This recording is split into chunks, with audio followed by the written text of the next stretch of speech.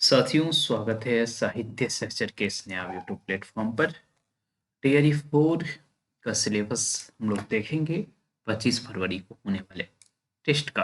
Hindi plus GS का यह test series है, लेकिन अभी हमारा फोकस हिंदी साहित्य पर है। उसके बाद हम जीएस पर फोकस करने जा रहे हैं। जो साथी जुड़ना चाहते हैं वो अपना 101 रुपया खर्च कर लीजिए साहित्य सहचर ऐप पर आकर। ओके, तो चलिए पहला प्रश्न देखते हैं। कल आपको मैंने दिखाया था 415 साथी, आज देख रहा हूँ 417 साथी। तो धीरे धीरे साथी हमारे साथ जुड़ रहे हैं, तो ये हमारे लिए अच्छी बात है। ओके, तो कोई जो है टेस्ट सीरीज से जुड़ रहे हैं, कोई बैच से जुड़ रहे हैं। टेस्ट सीरीज से जुड़ना चाह रहे हैं तो 101 रुपये खर्च करेंगे। बैच से जुड़ना चाह रहे हैं तो जीएस प्लस हिंदी दोनों पढ़ाया जाएगा आपको। ओके, और ये मात्र 999 का है, तो अभी आप जुड़ सकते हैं। नोटिफिकेशन के बाद इसका प्राइस 1500 हो जाएगा। ओके, जो कि ओरिजिनल प्राइस 1500 ही था। ठीक है, तो आप जुड़ सकते हैं। तो चलिए हम प्रश्नों को देखते हैं।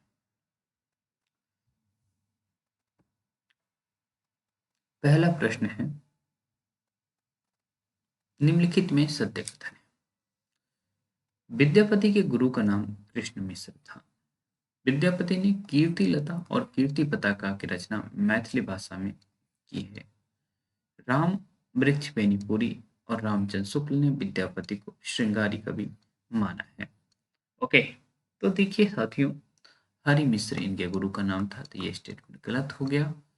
कीर्ति लता और कीर्ति पताका की रचना इन्होंने अपभट्ट में की है। ओके, तो इस वजह से जो है आप कहेंगे कि ये स्टेटमेंट भी गलत है। ठीक है, ये स्टेटमेंट सही है। राम वृक्ष बेनीपुरी और रामचंद्र शुक्ल विद्यापति को श्रृंगारी मानते हैं।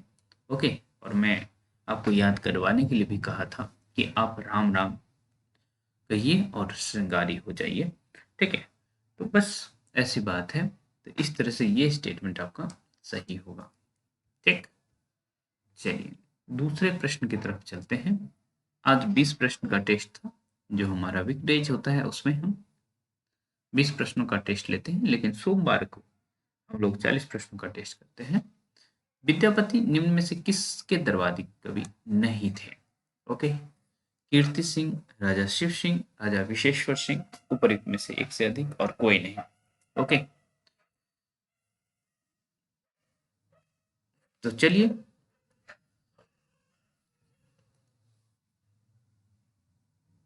कुत्तों की आवाज बहुत आ रही थी, लेकिन अब नहीं आ रही होगी। ठीक है, शायद कुत्ते भी चाह रहे हैं कि भाई हम सो जाएं। ओके, दिन भर का थका हूं, पर कोई नहीं। विद्यापति निम्न में से किसके दरबारी कवि नहीं थे? कीर्ति सिंह, राजा शिव सिंह, राजा विशेश्वर सिंह।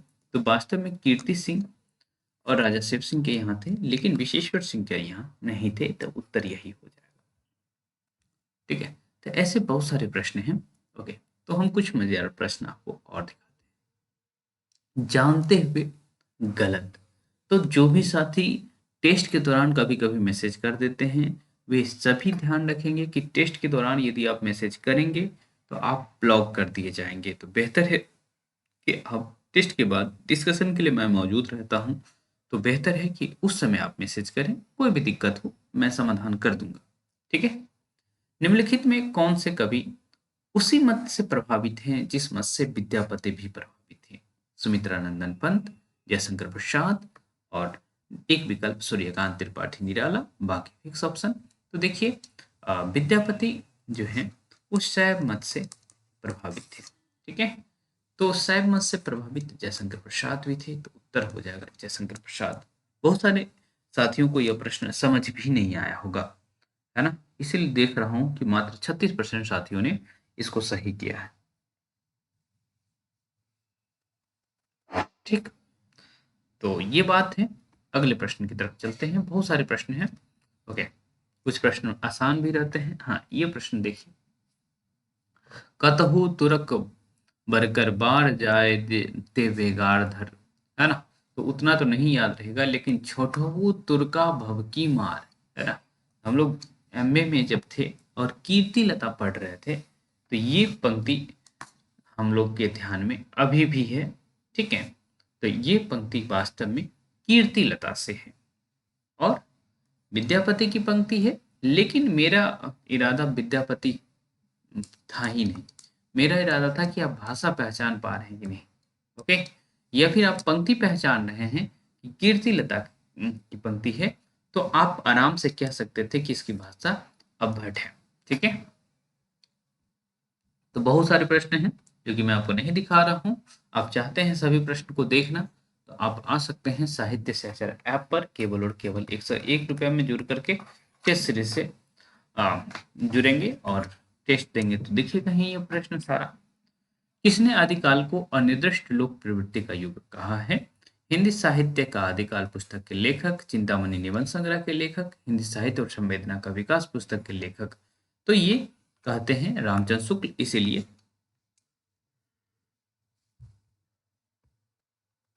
सेकेंड विकल्प सही होगा।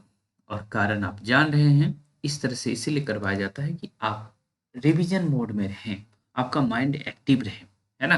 कि आपसे पूछ दिया जाता है, डायरेक्ट नाम नीचे दे देते तो आप छांटते कैसे।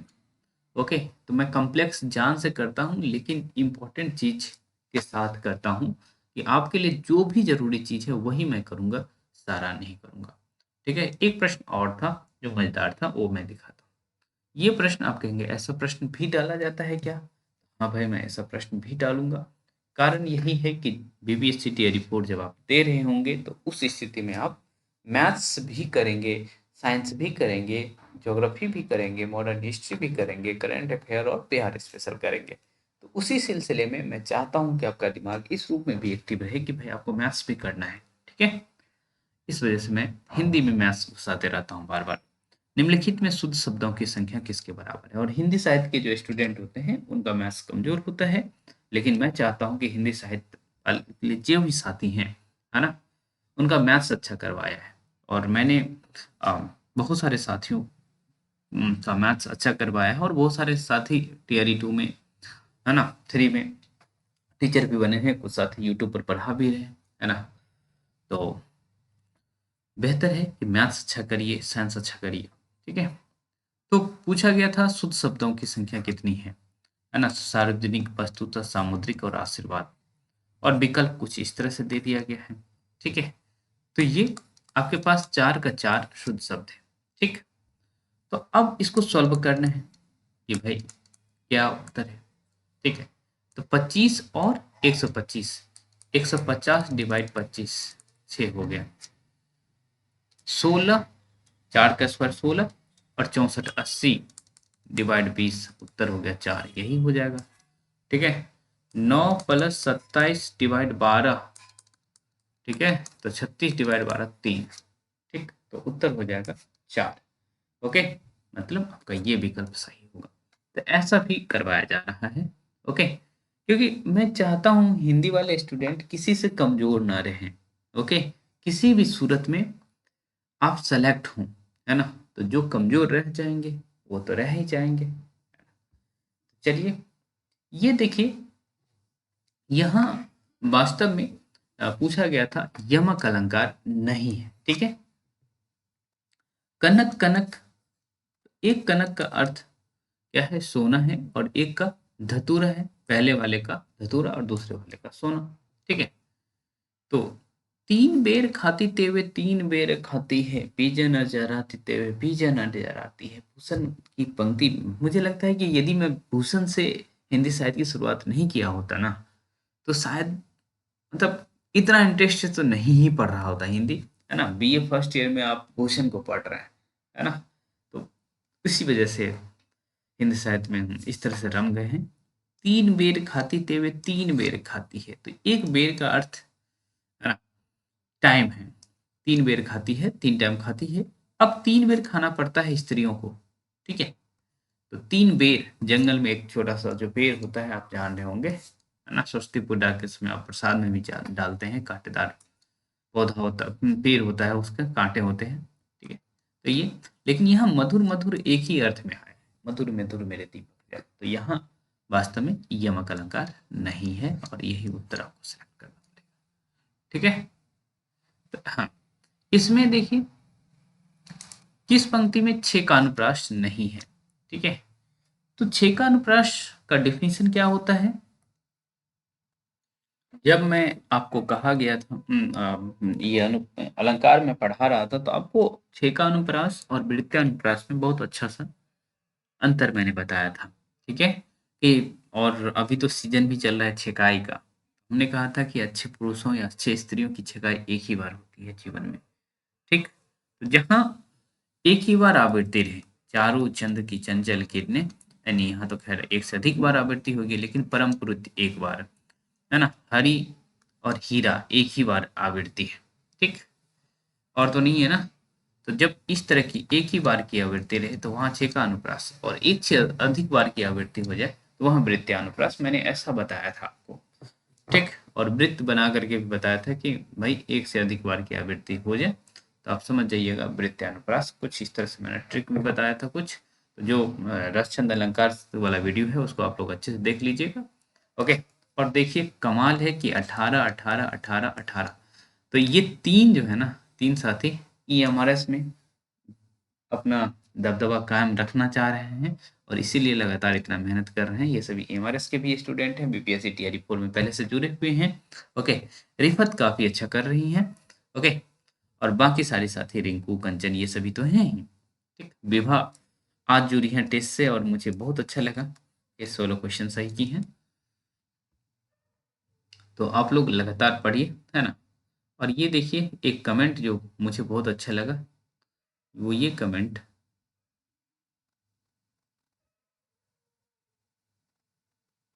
कहाँ गया भाई कमेंट? हम्म,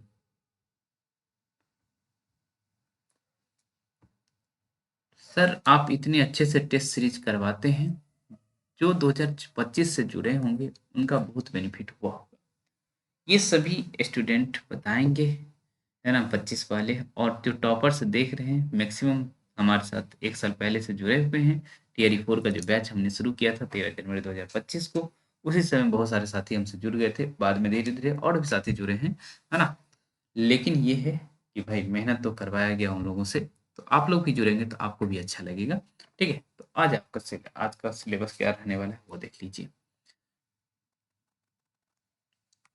25/02/2026 रात के 10 बजे आप सिलेबस के आधार पर टेस्ट दे रहे होंगे। सृष्टि पांडे